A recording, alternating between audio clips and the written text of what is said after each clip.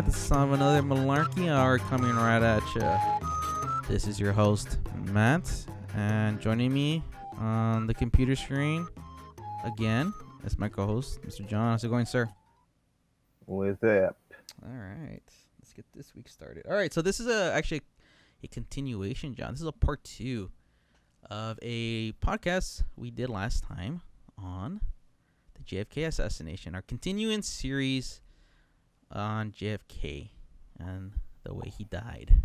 So this would be part 2. Hopefully this goes down as one of the better part 2s of part 2s. Maybe it's hopefully this will be as good as Godfather Part 2, Aliens. What other part 2s were really good? Terminator 2. Hopefully we could go down as that good, that type of quality. Evil Dead Part 2. Yeah, that's good. Yeah. Even something like Back to the Future Part 2. Even though Part 1 I think is still better, Part 2 wasn't terrible. Yeah, the first 2 are good. Yeah. Well, the Part 2 is pretty good. We should spend the whole hour just talking about Part 2s, right? There's one that I'm missing that's probably like really good. Oh, you said Alien, right? Yeah, I say Aliens. Yeah.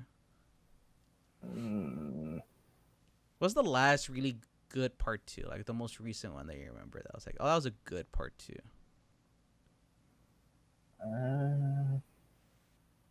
Just like sometimes maybe not. I'm trying to think of a horror movie, but not really. Yeah, like Zombieland had Part 2 recently, but it wasn't that great. Nah, it's not like the first one was amazing. No, yeah. But it's a lot better than Part 2. Yeah. We'll think of something and we'll put it on at the end.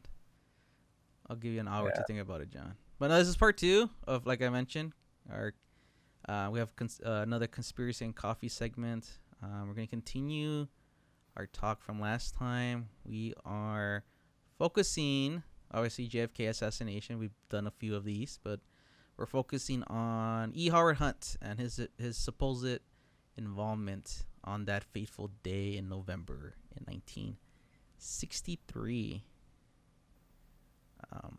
Friday. That was a Friday, wasn't it? Yes. Yeah. Really fucked up everybody's weekend. Some more than others. Yeah.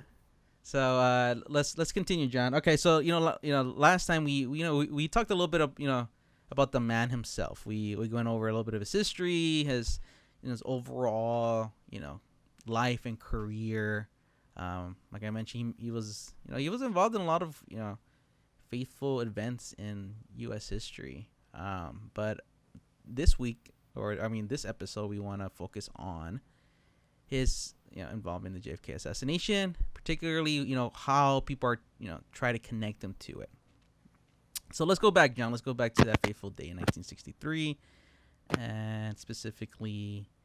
I've always asked, do you remember where you were? I do, John. I do. No, obviously I wasn't born yet, so I don't remember. I asked my mom about it, but she said she doesn't remember. She was still young. My dad said he was in school, and they stopped school and put on the TV. It is weird they do that, right? I remember 9/11. We're that happened more recently.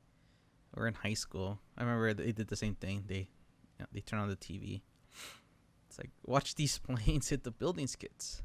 So it's such a weird thing, right? To make kids watch. I guess it's one of those like, you're gonna be part of history. You don't want to miss it. All right. But like, I guess it has to be something like that. Yeah. Like in today's world, you can't do that anymore, right? Because there's so many different outlets. There isn't like a one source. Oh, we're gonna turn on the TV now. It's like, oh, everybody already knows because they just go on their phone. If something of that magnitude were to happen today. But going back to JFK, it's crazy. There wasn't that, right? There was, it wasn't like we can go live footage of the assassination or anything. It was more of like, well, let's look at Walter Cronkite, talk about it. Right. So, but no, They, John. Go ahead. no. Thinking of yeah. No, I figure it's pretty much just people in a room by themselves talking. Yeah. So let's go back to the scene of the crime, John, because we're gonna talk about Eat Horror Hunt's involvement. You know, going back to can you see what my screen? I'm gonna put this up for everybody so they can see what we're seeing. Okay. Yeah. I So got it. here we are showing John a picture of Dealey Plaza. So let's go back and see. Nice paramedic. How do you say this? Paramedic. Can never say that word. Picture. Panoramic. There you go. Of Dealey Plaza. We talked about this before. It's crazy how small this place is. When you're there in person, you always imagine it's bigger than it really is. But I always forget. It's like right here, right, where he was shot, like the X. There's two, right? Yeah, but I think this one it's right here. Yeah, There's one for the headshot, and Right. there's one for the what? The first shot? Yeah, I think that you're right. There's two X's. I think this is the first one here. The first one's like around right here, and then the second one, it's around over here. And that second one, that's the one we're gonna talk about. The, obviously, the official story was that, Oswald shot from up here. You can see in this picture, very corner here of the book depository. Official, record is that he was killed by Lee Oswald. A shot from this building over here, from this angle. But a lot of people don't believe that. So what a lot of people think is when he got shot the second time that it was actually coming from over here, right? From the what they call the grassy knoll, which is a close up of it.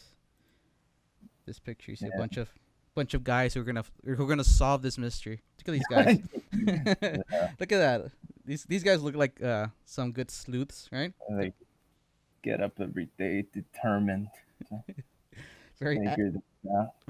Look, this guy's very like interested in what this guy's saying right here. Like he's like, yeah, you think you're right.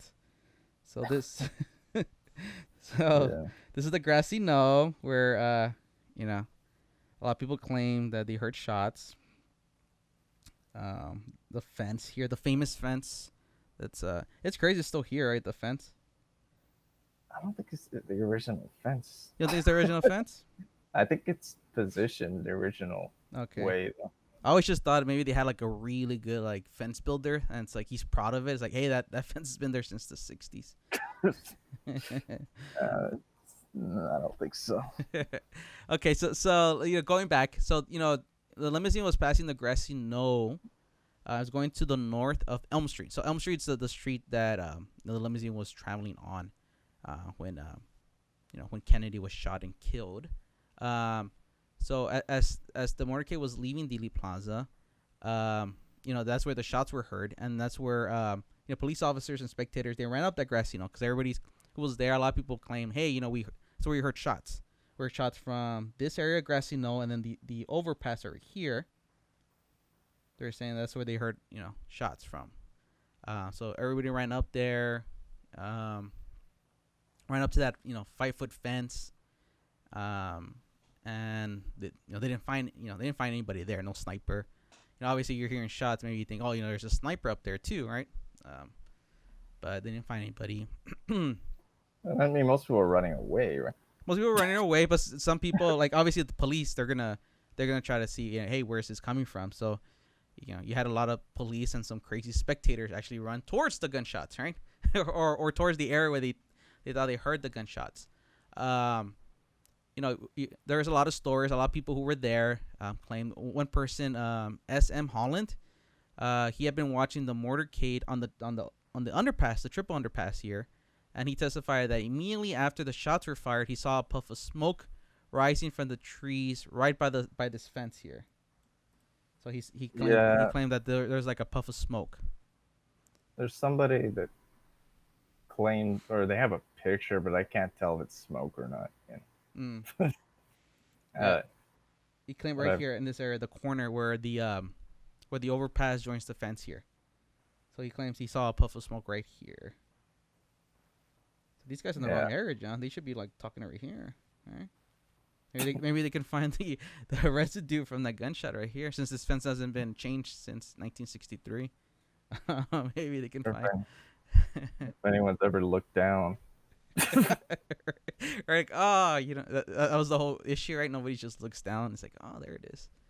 there's still shells. Nobody's cleaned up this place. Another individual. I don't know if you heard of him, Lee Bowers. Have you heard of Lee Bowers? Yeah, but I don't know much. Okay, so Lee Bowers, he was in a two-story railroad switch tower, which gave him a nice view of like the back part here on the other side of this fence. So he was Yeah. able to see from this angle over here, and he He said he was working with a bunch of people, right? Or they're all like railroad workers or something. yes, yeah, he was. So he had a very nice view, and he said he can see all this the other side of the fence here, right? So he said he saw four men in this area, so in the area between his tower and Elm Street. He said that two men seemed not to know each other, near the triple underpass over here. Which I've never understood that. How does he know if they didn't know each other? But I don't know. It's just maybe that's just his opinion. And he said he saw some of them were Very, very specific skill. right. And you know what? It's some of them he said they were about 10 to 15 feet apart. So even back then, people were practicing social distancing. Yeah. And he said he also one or two were uniformed parking lot attendants. So he said at the time of the shooting, he saw something out of the ordinary, a sort of milling around. So, I guess he's looking. Hey, the president has been shot. Why are these people just sort of, like they're, it's a nice, Friday afternoon for them. So this is why you're saying, because they weren't panicking. Yeah. It was just weird to him that they were just, I guess, just like nothing was happening. So he testified that one or both of the men. They were still there when, like I mentioned earlier, obviously officers and some spectators ran up to that area, and he said that two of them were still there. One or two of the men that he had initially seen, they were still there when motorcycle officer Clyde Haygood ran up to the grassy knoll to the back of the fence. So in a 1966 interview, Bowers clarified that the two men he saw were standing in the opening between the pergola and the fence, that no one was behind the fence at the time that the shots were fired. What is a pergola? A pergola is like essentially is like a roof outside, but it doesn't have it's just like a bunch of 2x4s, but there's no covering like over it. It's just 2x4s, and like if you're standing under and it was raining, you would still get wet, but it just covered by a few 2x4s. Okay. So, yeah. Anyway, I got it. It's like that's the real mystery to me. That's it. But an interesting thing about Lee Bowers is he testified about this, and obviously he had a nice, good view of that area, and he died not too long after this, and a lot of people question his you can say his death. He died actually in August 1966, which is about 3 years after the almost 3 years after the assassination. And his official cause of death was he had a car accident. He struck a concrete bridge in Midlothian, Texas. So It didn't explode, right? no, it didn't explode, but it was a lot of people question if it was a real true accident or not. It always seems so complicated. Was that?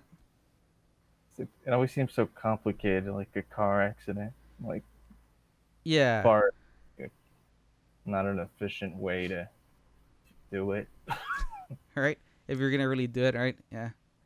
It'd be weirder if it like car explosion or something. Yeah. It's Scorsese movie. Right. Let's see. So yeah. Like So some of these deaths were, it's like, I forget. I think I've showed you before. It's like people compile them. It's like fell out of window, fell out of window. It's just like I was just it's like like, what? how clumsy are all these people, right? Yeah. One, there's a couple that karate chop to the neck. I don't know how you put karate chop like Yeah. as opposed to any how do you determine it's a karate chop? It's like Right. Yeah. It's like this is clearly a mark of the underside of somebody's palm. Um. Yeah. yeah, It's funny. That is one of those things. Like, can you kill somebody with a karate chop? I don't know. I guess if you're like trained enough, right? If you're Bruce Lee. I'm sure. No, but this area of Dealey Plaza, comes in a lot of questions. And if you go, I've gone a few times. I'm sure you've gone a few times, and the time we went together is like that's one area. It's it's a cool little area. You go up there and you're trying to figure out, okay, what could this be possible? There's a lot of different scenarios that you can play out that make this a plausible area where if it was true and people they say they heard gunshots, there's a lot of areas where it'll be plausible for it to happen. Feels so small. Yeah, yeah. So there were at least 104 year witnesses, John, in Dealey Plaza, who were on record with an opinion as to the direction of where the shots came. So 54 of those 104 witnesses, which is about 51%, thought that all the shots came from the depository building. So the the official cause of assassination, the majority of people who heard things, they think they heard it from the depository building. 33 of those 104 witnesses, about 32%, thought they came from either the grassy knoll or that underpass here, right here. So it's a good percentage of people thought they heard shots from over here. 9 of those witnesses, about 9%, thought that each shot came from a location entirely distinct from the grassy knoll or the depository. So some people think it's both areas. About 9 of them, and then I can't even tell like when I lose my phone like what direction it's coming from for like a minute. and about 3 of them thought that the shots originated from a direction consistent with both the knoll and the depository. So yeah, I mean, it's entirely plausible. Even those 50 something percent of those witnesses, it could be like they just they heard it from both areas. Like you mentioned, right? It's how do you know from what area is really coming from? But I do believe people who heard it from the grassy knoll, they heard it from there, right? If you're really convinced you heard it from there. I mean, if you're standing there, I think you could. I don't know. Like, I don't know. It's one of those things just happens so fast, and your recollection's probably not always what it Right. seems to be. And the Warren Commission, the official conclusion was that there were 3 shots fired, and that the shots weren't evenly spaced, so there was a good spacing between the first and the second, and then the second and third shots were sort of bunched together according to witnesses there. So yeah.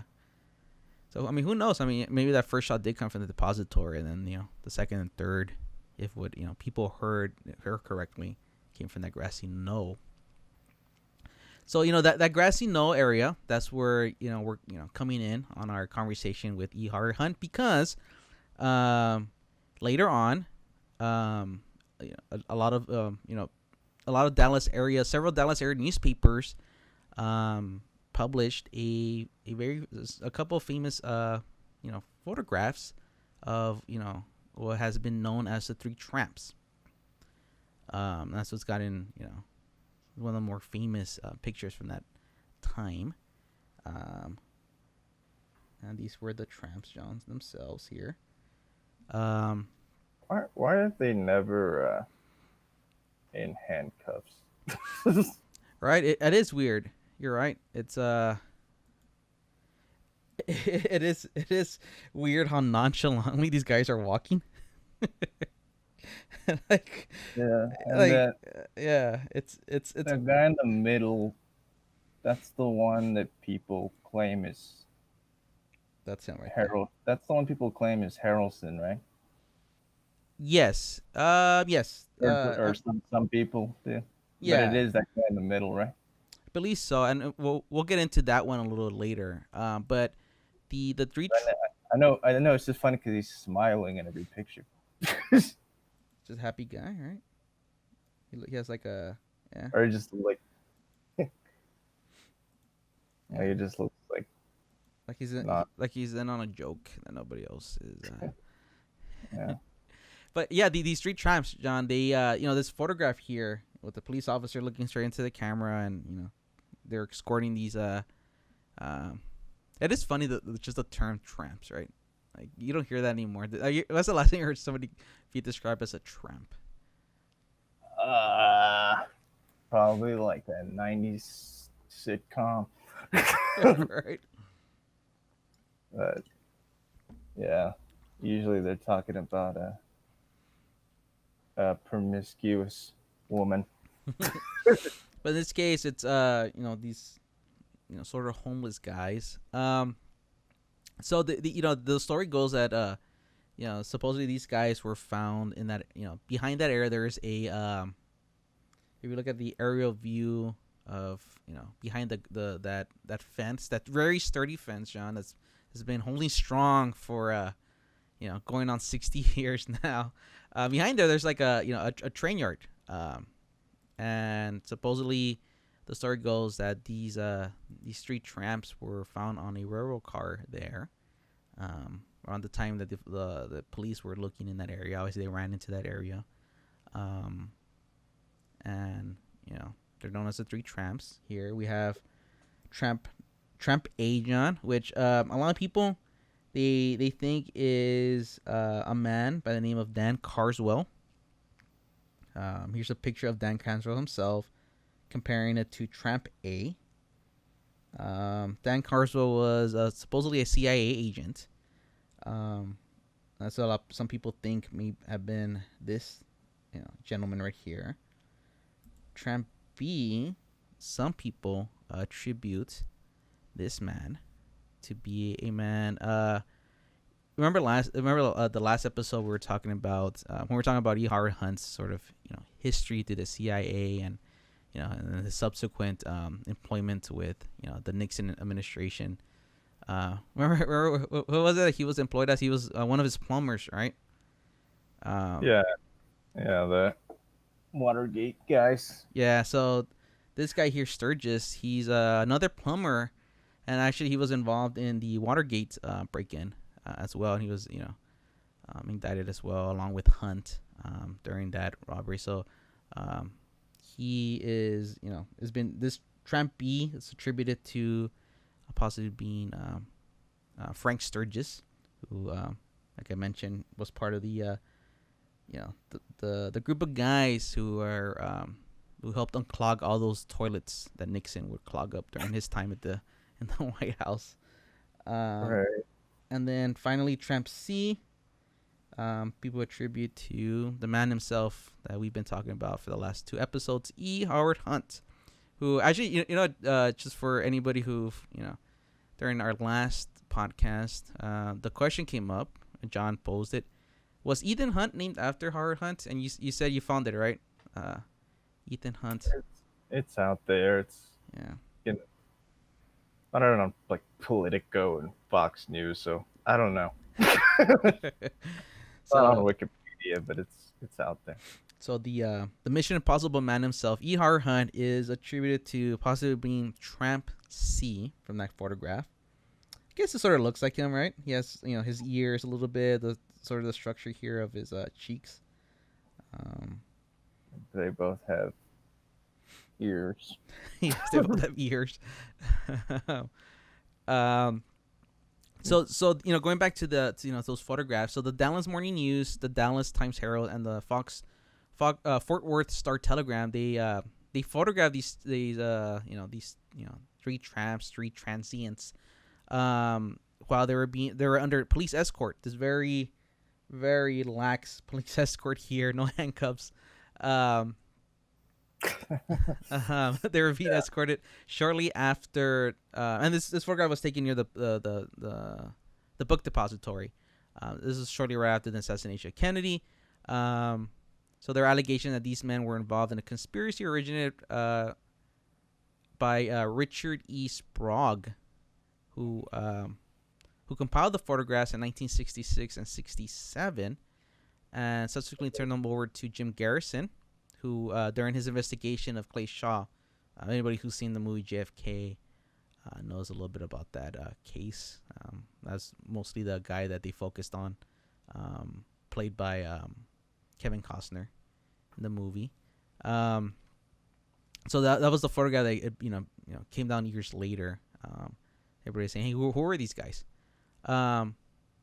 So Garrison appearing, in an episode of Tonight Show in 1968, he held a photograph of the three, and that's when he suggested that they were involved in an assassination.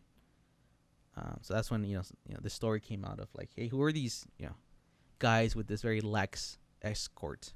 All right, that's when people started asking questions. It's weird the government would let real suspects go on the Tonight Show.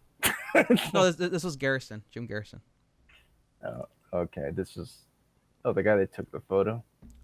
No, Jim Garrison. The guy that they handled it. Yeah, I remember Jim Garrison was the attorney who investigated Clay Shaw. Okay. Yeah. You're going back to the Oliver Stone movie then, right? Yeah.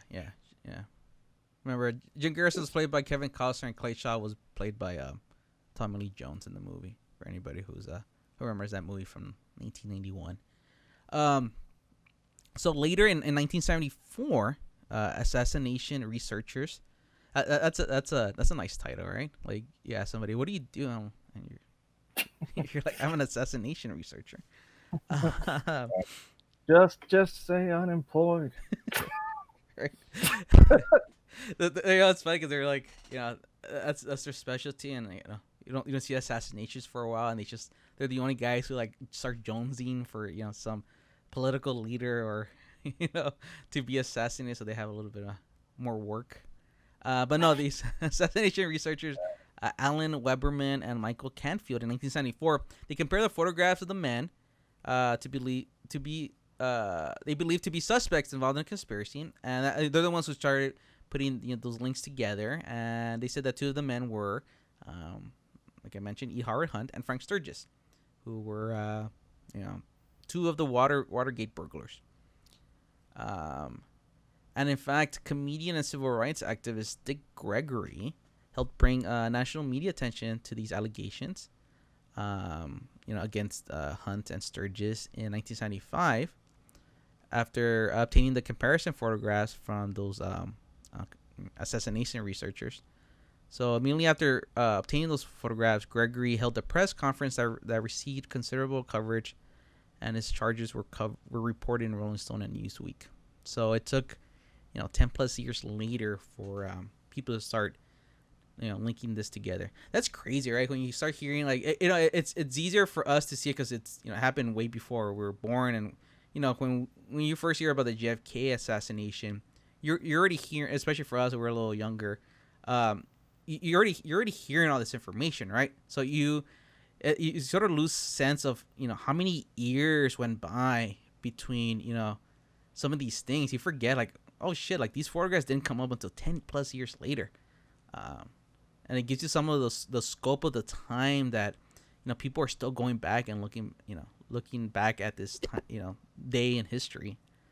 That even 12 years later, people are still trying to put the puzzle pieces together. Yeah, I mean, when was they didn't even release the Pruder film till what, The 7 years? 70s. Yeah, I think the 70s to the public. Yeah, yeah. So that's crazy, right? Like people who witnessed the who were alive on that day, they didn't see that footage until Like I forget. 70, Yeah, the 70 was it 72, 70, 73. 75, There you go. and it was on Geraldo Rivera's show, I guess. And that is footage that today we all it's one of the most famous few seconds of film in history. And if you were alive on that day, you didn't see it until the whole decade later. Yeah, no, It's crazy. So the yeah, no, so the, what the is it? go ahead. 12 years. Yeah, 12 years later. So the Rockefeller Commission reported in 1975 that they investigated the allegation that Hunt and Sturgis, on the behalf of the CIA, participated in the assassination of Kennedy. Uh, it goes that I know you're not a big fan of the movie JFK, but there's that. I always laugh in that line. There's that line where Kevin Costner is putting he's putting together this the the situation of the shot coming from the depository building, and then the other shots coming from the grassy knoll. I forget what the line goes. So he's like, it was a turkey shoot. Like the way he says is like, it's a turkey shoot out there. Like, of course he was gonna get killed. Like, but it's just so over dramatic. It's always makes me laugh. But yeah, like it's they're trying to say, hey, it was they put him up like the way they try. They put people at the grassy knoll, and they're somebody in the book depository, whether it was Oswald or somebody else. Uh, Basically, like surrounded. Yeah, and if one person didn't get him, the other person was gonna get him. Um, so the final report of that commission stated that the witnesses who testified that these guys they looked like Hunt or Sturgis were not shown to have any qualifications in photo identification beyond that possessed by an average layman. The report also stated that FBI agent Shannenfeld, a nationally recognized expert in photo identification and photo analysis with the FBI Photographic Laboratory, had concluded from photo comparison that none of the men were either Hunt or Sturgis. And in 1979, the United States House Select Committee on Assassinations reported that forensic anthropologists had again analyzed and compared the photographs of the supposed quote unquote tramps with those of Hunt and Sturgis, as well as photographs of Thomas Vailly, Dan Carswell, like I mentioned earlier, and Fred Lee Kreisman. And according to the committee, only Kreisman resembled any of the tramps, but determined that he was not to be in Dealey Plaza on the day of the assassination. And in 1992, a journalist named Mary LaFontaine discovered arrest records from that day, November 22nd, 1963, that the Dallas Police Department had released in '89, which named the three men. So this is the official record. The three men that they arrested on the day that they claimed were the street tramps. Their names were Gus W. Abrams, Harold Doyle, and John Gedney. According to the arrest reports, the three men were taken off a boxcar in the railroad yards right after President Kennedy was shot. They were detained as quote-unquote investigative prisoners. I don't know what that means. Investigative prisoners.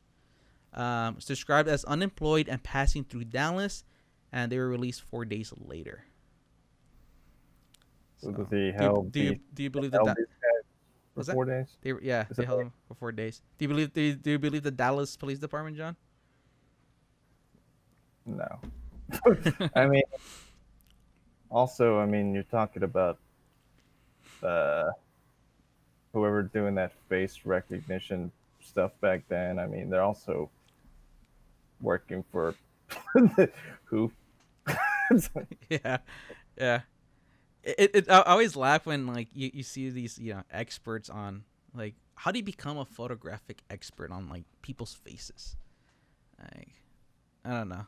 It's so open to interpretation, right? It's such a subjective area. It's like, well, if you think they look like them but you don't, who's right? Like how are you more qualified than this person? Why does your opinion mean more? I don't know. It's always been weird to me, that area. Like it's such a subjective thing. I mean, today, wouldn't they use like higher tech than back then? I would think, right? Like, When they do like programs. age progression and stuff like that too. Mm-hmm. Yeah. It's actually pretty. It's pretty weird. Like they're good at that. Yeah. When they have like a missing kid and then they age them. Yeah, it's always weird. I remember seeing that on the you would see that what was that show? They don't have it on anymore. America's Most Wanted, when they would go back into an old case and then they would, age the child, and it's like, this kid's still missing. If you've seen them. And there's been a couple of cases where that's helped, where people have seen this age, photo, and they've identified, this kid who didn't realize they were kidnapped. It's like, hey, that's me. So Yeah, they're just too young. yeah, yeah, But it's harder like with kids than it is with a like to age an adult. yeah, Like your bone structure changes and we're still growing or whatever.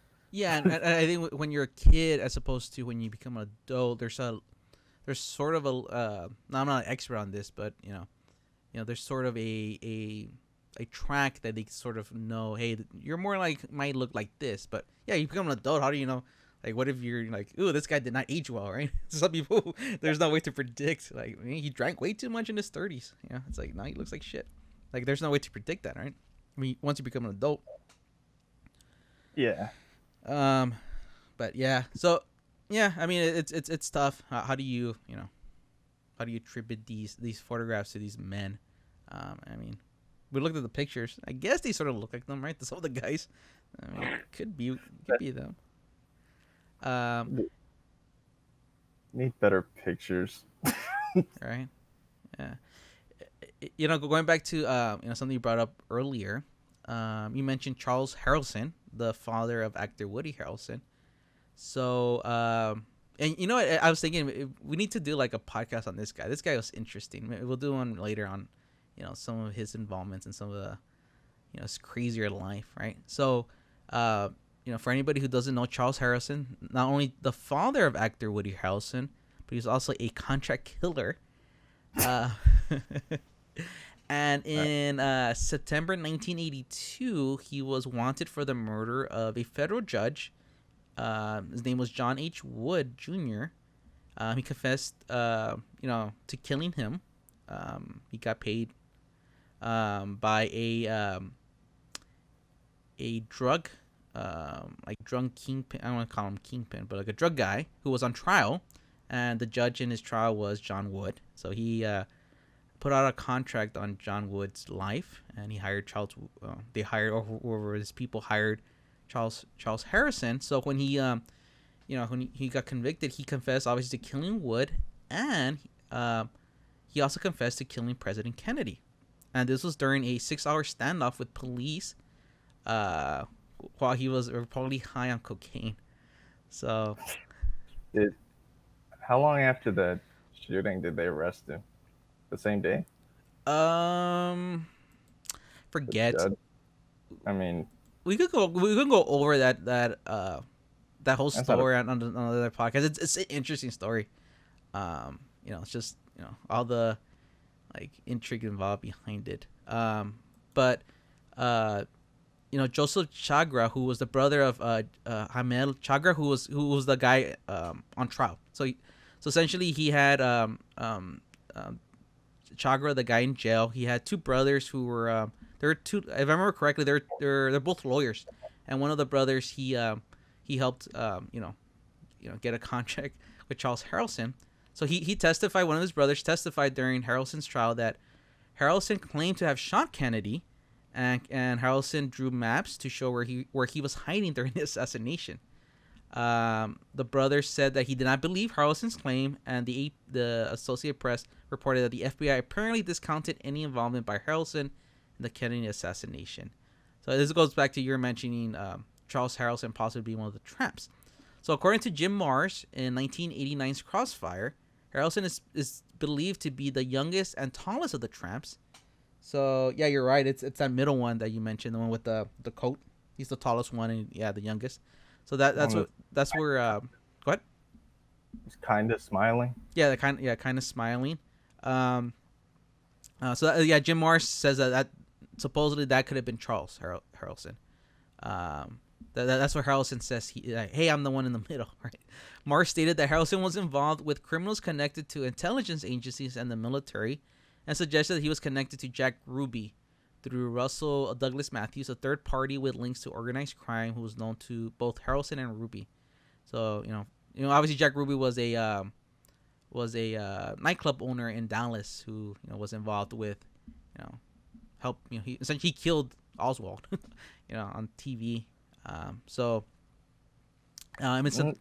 go ahead. I think I've mentioned this before. Isn't there a connection between like Oswald and Ruby? Like they casually kind of knew each other. Yeah. There's a whole other story we can do on just that, on Ruby's connection with those guys, and when they were in Cuba and the whole thing in Miami, and there's it's crazy. Once if we'll probably do another one on just the Miami, like everything right before the assassination, right? During the whole Cuba thing. I mean, it's a lot of people crossing each other, right? There's a lot of people involved in this, and a lot of them like to talk, right? It's like There's 10,000 books. right. But yeah, so there's he was like you mentioned, Charles Harrison is another guy who people think, or he mentioned himself, right? He says, I'm one of those guys, I'm that guy, right? Like he claims to be Bill O'Reilly was guilty for a while. Was that? No, it's just is it Bill O'Reilly? All his books, it's like killing. Oh, that's Nixon, right. He does assassinations, right? Yeah. But he does them like killing Lincoln, killing Kennedy. It's like yeah. So I mean, there's a lot of guys trying to take credit of being the It's how-to books. Yeah, that is weird. So he did one on Nixon. I don't know if Nixon, but he did it on Lincoln. He did it on Kennedy. But it's not always a person. It's like they did one on Martin Luther King.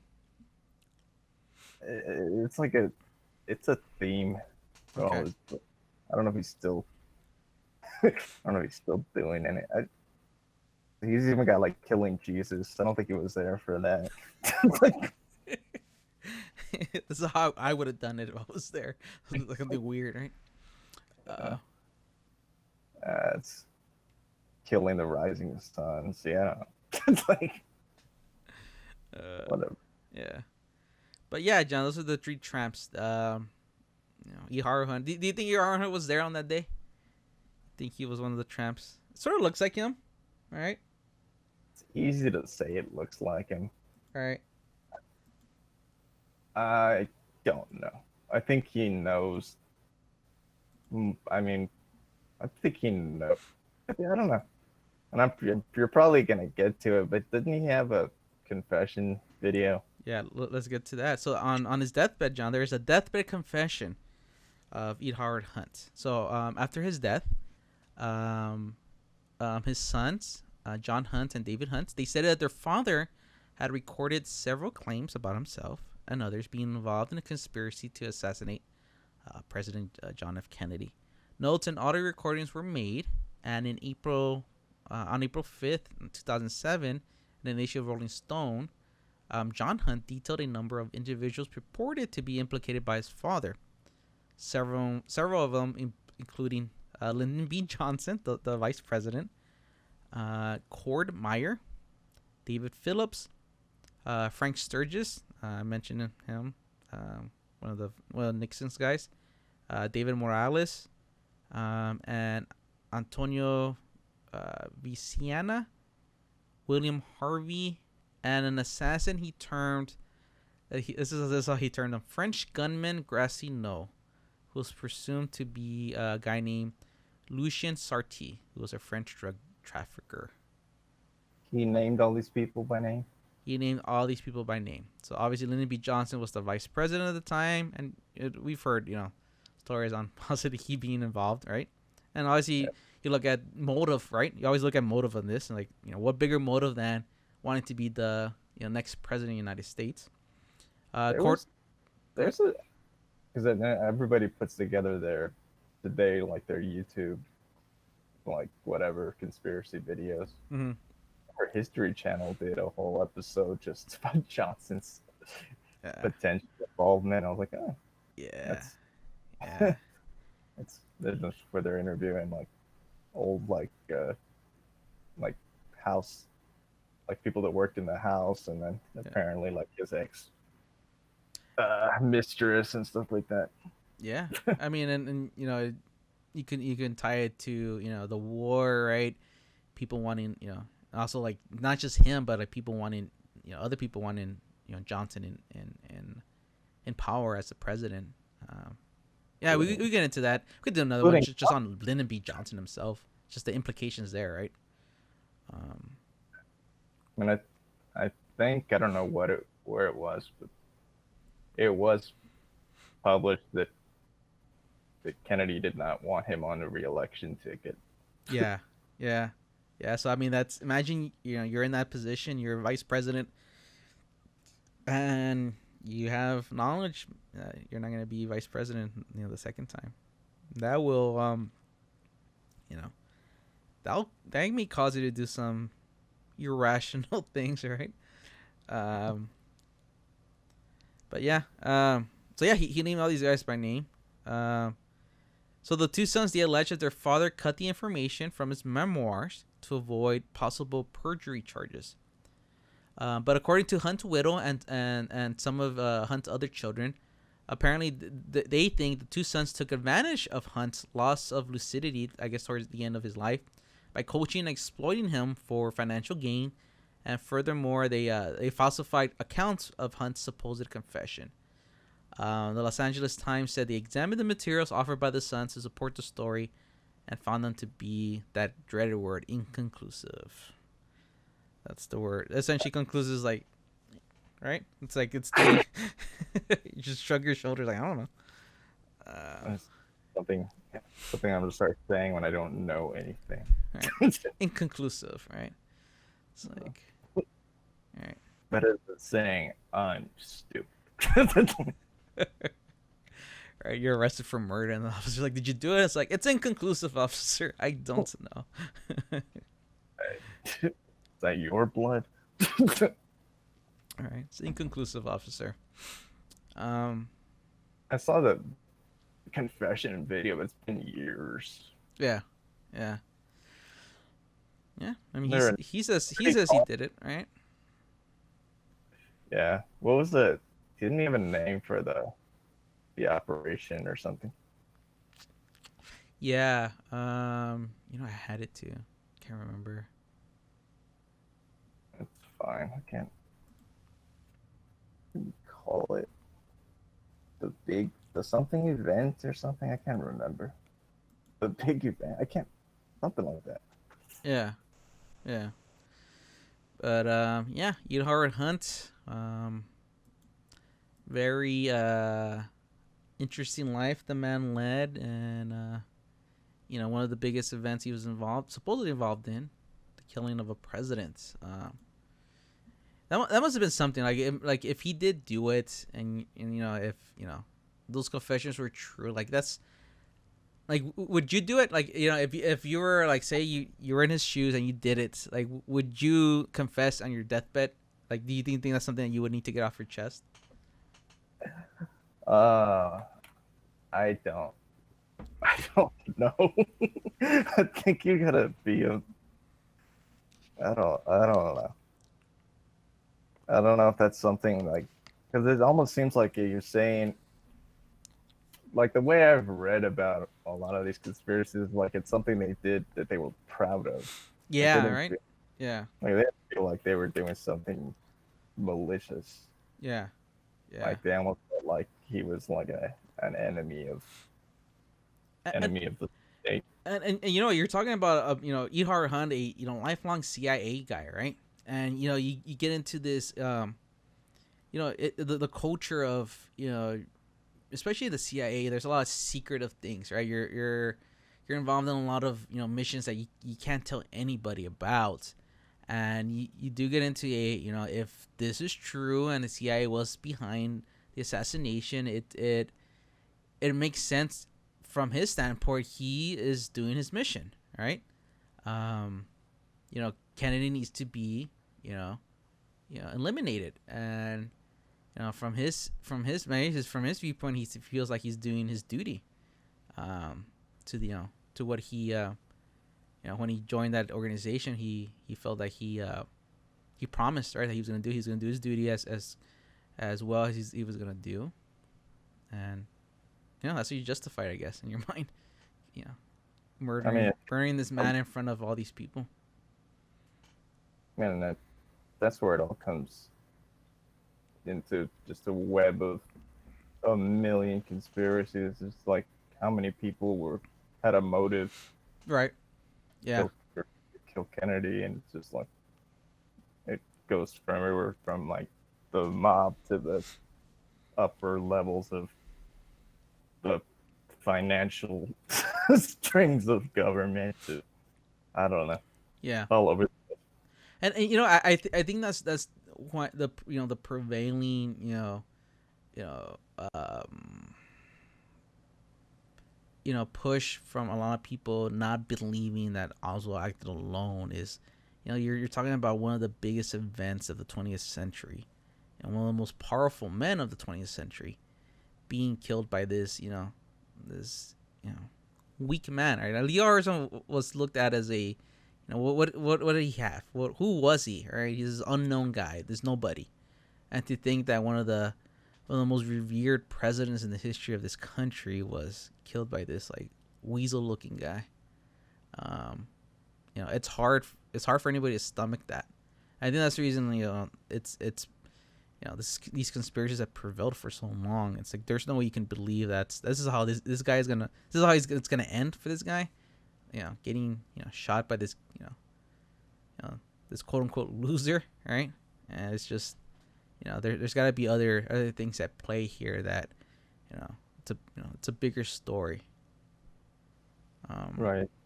There's got to be stronger forces at play to bring down this what a lot of people perceive as this great man.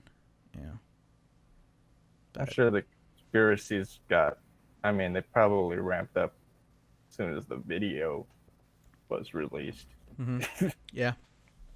Yeah. And you see the head go in a completely different direction than you would expect. Back into the left, right? Right. To me that's probably the biggest thing. Right. It's just that, and then the exit wound in the back of the head. What looks like an exit wound, yeah. Mm-hmm. Yeah. But yeah. I don't know. They had, you don't get all wacky, but it could have been, I don't know, 10 shots fired. I have no idea. Right. Yeah, gunshots. Have you ever heard a bunch of gunshots go off? A lot of them, you can confuse it by it just being one, but if you have a bunch of guys shooting at one time, I don't think I have outside of a shooting range, but yeah, especially you got buildings everywhere, play echoes, and I don't know. I think when we were down there, one of the assassination expert guys. Uh-huh. And they thought there was like 13 shots or something. That's right. Yeah, I remember. I don't know. That seems high, but who knows? They had silencers, right? Silencers? That was a thing since like the early 1900s, right? Yeah, but silencers, they don't really do much. Like, you ever heard like in real life, like in movies, they sound like it's like a, right? But in real life, it does silence it a little bit more, but it's still pretty loud. Yeah. the pillow of feathers. Yeah, I always thought, yeah, yeah. Yeah, let me play this real quick from JFK. I always find this funny. Uh, this is Kevin Costner. It's they're up in the book depository and then looking at yeah, they're investigating and I always find this funny. Kennedy gets a kill zone there. It's a turkey shoot. Kennedy gets a kill zone there. It's a turkey shoot. I don't know why. It just seems like so traumatic.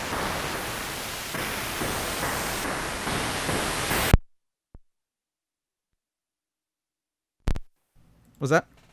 You sorry. played it, right? Yeah, yeah. Did you hear it? No. Oh, I'm sorry. Let me share it. Sorry. Nah, that's. I mean, go for it.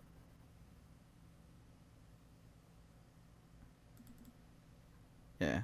No, I always find this funny. Just this.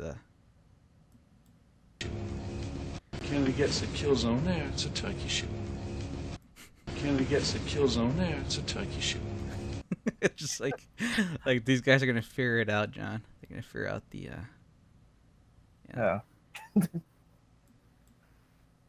It's not a bad movie. I told you I just have my issues with it because it's gonna add a little fake stuff in to make it a movie, I guess. Yeah. John just doesn't like John just doesn't like Kevin Costner. National treasure, Kevin Costner. Yeah. I liked him when he played baseball. Yeah. Yeah. John is a very yeah. He's asking for another baseball film from Costner. So. Yeah. He could still do it. Was he in his 60s now? 60s, sure. 70s? Yeah. He's up there. Yeah. He can still throw the old heat. Did he ever, yeah, he played a pitcher, right? In a couple of his movies. Yeah. There's another movie he played a catcher. Bull Durham, right? Yeah, the one with Tim Robbins, right? Yeah. Yeah, he played a catcher. Yeah, because Tim Robbins was the pitcher. Yeah. But all right. So yeah, that's it, John. That's Eat Hard, Hunt for You. Like how we figured out nothing. You know, yeah, there's still people out there who like they think they're gonna figure this out, right? They're gonna, yeah, they get obsessed over this. They go into that rabbit hole, down the rabbit hole, and yeah, they come out the other side a few weeks later and they figured out nothing. Yeah. I mean, we've done a few of these. It's like conspiracy theories are fun. Yeah, and yeah, at the end of the day, we're only gonna find out what they want us to know, right? Like, when everybody who's involved is dead, and there's or their children are dead. That's when we'll find out who killed them, right? When Or not. like you look at something like as recent as when was it? It was like the mid 2000s. I don't want to get too into it, but the government officially released the whole Gulf Tonkin thing, and it's like we find out, oh yeah, we did shoot first. We did that the ship didn't shoot at us. This thing tied to the whole reason we entered the Vietnam War, and it's like, oh yeah, we lied about it. But I mean, were yeah, peaceful. yeah. But I mean, at that point, it's like it does. Everybody involved, it doesn't matter at all. That's when people don't care anymore. But who knows? I mean, It's more of a matter of people not caring, yeah, or just there are a small percentage of people who care. yeah. Then you have those people that are just outraged, which I understand. Yeah. And it's always gonna be there's gonna be people who are always going to be looking at this. It's gonna get crazy when when we go further in the future, and those people who were alive when it happened, when they start dying off, right? You get to a certain point. No, it's just people in general, like who were alive when JFK got assassinated. Oh, well, yeah. When did the E. Howard Hunt die? In like over 10 years ago, right? Yeah. And he was the last the last of everyone he named. Yeah. I'm a, Yeah. have you watched the video? No, I haven't. The Worst Confession. No. Yeah, it's been a long time. Yeah. I mean, he seems coherent, but I Uh-huh. don't know. Yeah. I mean, it's not like you knew him, before he's about to die, right? So it's like what do you compare it to? Yeah, yeah. No, it's like it's one of those things. It's just much time has passed, Hmm. opposed to it's when it's telling you like a week ago. There's already people thinking that SpaceX didn't launch Yeah. their Yeah. rocket. Yeah. But we'll see when everything gets released. I don't even remember about 2 years ago when what's that act? The JFK Records Collection Act. Yeah, I brought it but up here. what came out of that? So just to before we leave, just to brief everybody on this. So in 1992, there was the JFK Records Collection Act, which established a 25-year deadline, that where the final documents would get released. But in 2018, the Trump administration didn't release everything. There was some stuff that they held back. They did release. The National Archives did release over 19,000 additional documents on the JFK assassination files, but it wasn't a full review. Some material was still kept from the public, and this is the reason they identified as it was due to quote identifiable national security, law enforcement, and foreign affairs concerns. That's what the White House memo said. And the president was going to order the agencies to re-review each of these redactions over the next 3 years. So they set a new deadline. So now the rest of those documents that should have been released 2 years ago now have an official release date of October 26, 2021. So in about a little bit over a year, we should see the rest of those files released. Or not. Or not. I mean, a lot did get released back in 2017, actually. Well, I mean, that's a lot of shit. I mean, a lot of pages. Yeah. To, Yeah. I was just saying,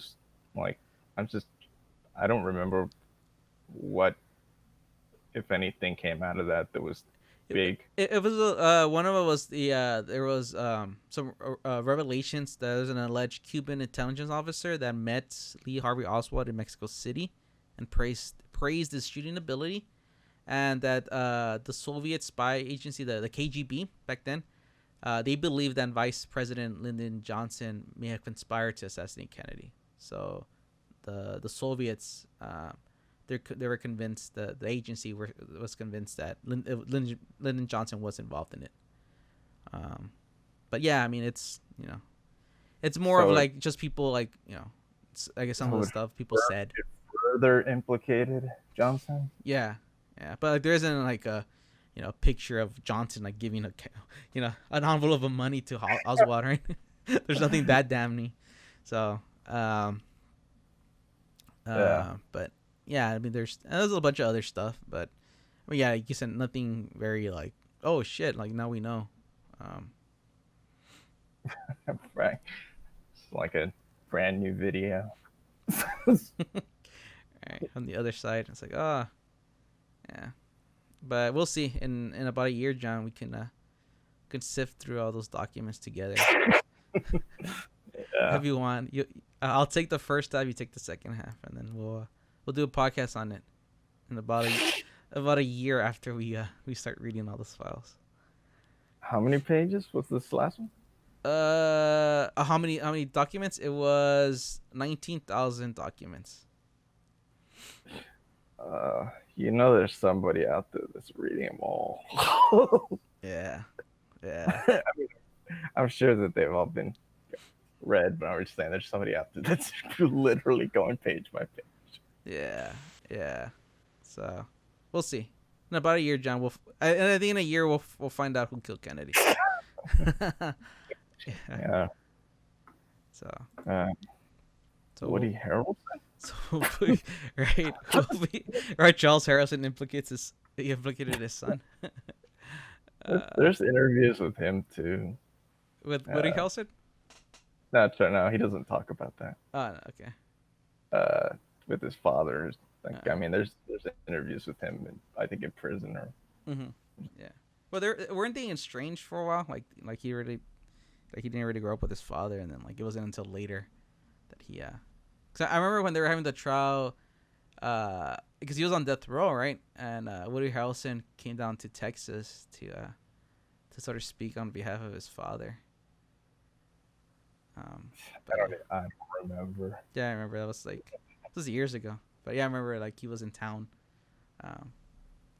to speak, because all that happened in here where we're from. So It's yeah, it's, I don't know. I've seen his confession. I've seen the Hunt confession. They're both very, I don't know. The Harrelson one, he's very, almost sounds like he's very cocky about it. he starts confessing to like I killed Lincoln. I killed. Who was the other president that got assassinated? Was it Garfield? Who was the third president that got assassinated?